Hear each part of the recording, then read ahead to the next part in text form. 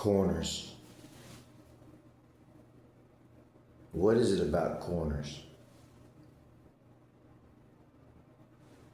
Kind of like knots. All these sayings about the relevance and significance of corners, relevance and significance of knots.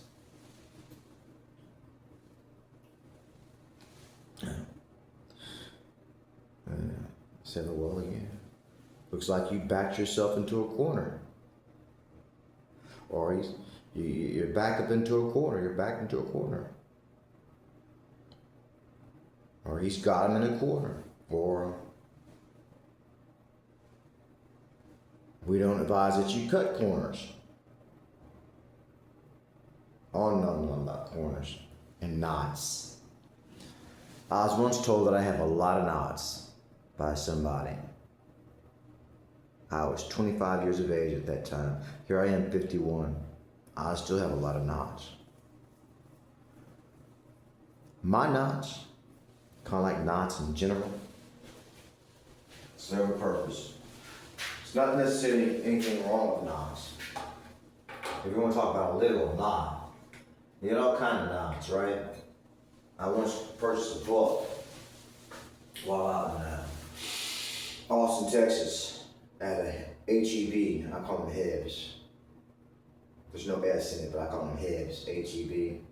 He's like a big shot out there. And the fast food franchise, not fast food, what do you call it? Grocery store industry. And he's got all this diversification. He diversifies in quite a few things. He's got his own chips that are knockoffs from Doritos. And you put it up there, HEB, you go over there, put it right over by the Doritos. So you go over there and snag it. You thought you had some Doritos, he'll mimic the packaging of Doritos, you know. And you taste them in the Cool Ranch, it's not too bad, matter of fact. The Cool Ranch tastes pretty good. Their take on Doritos Cool Ranch. But then he has like gift cards and so many things he diversifies. He's got his own brand of this, his own brand of that. Put it in there, it says HEB this and HEB that. Like Paul Newman, you go over there, you got HEBs, you go by the Paul Newmans, right?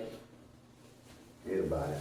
And I saw this pamphlet in there that he had for sale over there in the checkout aisle, going about knots. All these different kind of knots that you can tie and learn how to tie and whatnot. I still remember a few of them. I didn't go through the whole book. I got wrapped up in some other stuff. I got tied up in some other things. I never really didn't get around and get through the whole book. That was the year, matter of fact, that I came across Donald Trump and the crew in 2015 out that way. So I ended up getting locked up in some other stuff. But knots, corners. What do you think? You think I look better with or without the blazer? Let me take it off. Cause I bought this thing for $20, the blazer. I'm thinking, yeah, this is really gonna set it off, you know, make it pop. And for my taste, I just think it looks better without it. What do you think? Why is that though?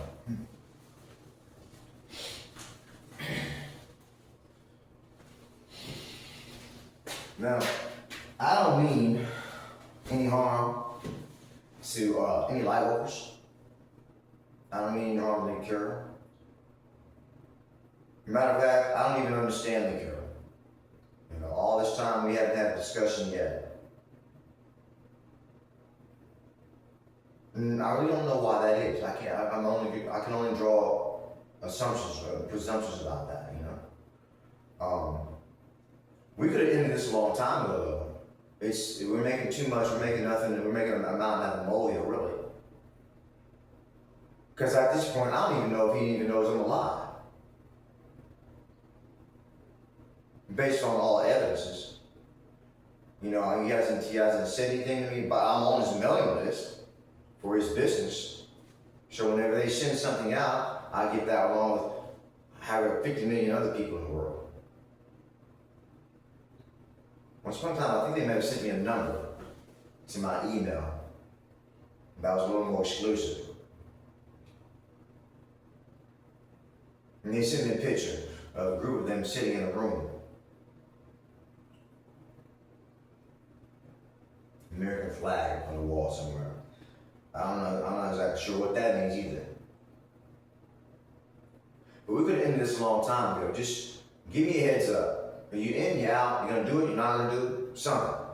And I'll move on. It's that simple. But I do have this is very significant to me, it's very important to me. Either way.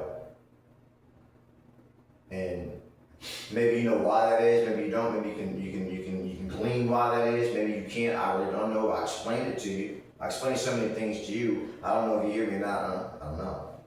But nots, yeah? I'm not trying to back you into a corner, it's not like that.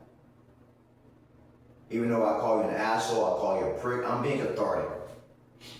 I'm being honest. In that moment, that's how I feel. In this moment, I'm not quite so sure how I feel. I feel like it's just, we're making nothing out of it. We're making too much of it. You know, I don't know how you operate, you know, per what you are and where you come from and how you do things. I don't. But like where I'm coming from, a good bit of it is, we don't just ignore somebody and like as if you're gonna wish it away. I mean, hell, it just goes away. We address it. And like that guy was on the bus yesterday. It was just yesterday. This is what, the 6th or 7th, I think 7th of August, by the way, 2026, top of the morning. You know, he had something to say to me. You know, long story short, I was not saying anything to him in a way that I get on the bus and the bus driver has something to say. He's the bus driver, got it. He has something to say about my this, that, and the other, and my phone and whatnot. And this guy was chiming in. I told him this, I told him that. Don't tell me shit. You're not the bus driver. The bus driver is like, he wants me to turn down my cell phone, right? Turn it off because I'm walking in with the cell phone. I was going to turn it down, but he jumped on it like that. So this guy's like, don't tell me shit. Who the fuck are you? Don't tell me shit. You know? So now I gotta address that. Or he's like, well, this guy, he's a soft jack or something, right? Not to say I can kick his ass, not to say I can't. I don't know how that shit's gonna turn out. But if you go through life just letting people say all kind of shit to you and so on and so forth, and depending on what they're saying and so on and so forth, and now he wants to say all kinds of things, like he's gonna drag me off the bus and kick my ass and all that. I'm like, go ahead, man. Wait till we get off the bus. No, we can do it right on the fucking bus. What the fuck are we waiting on?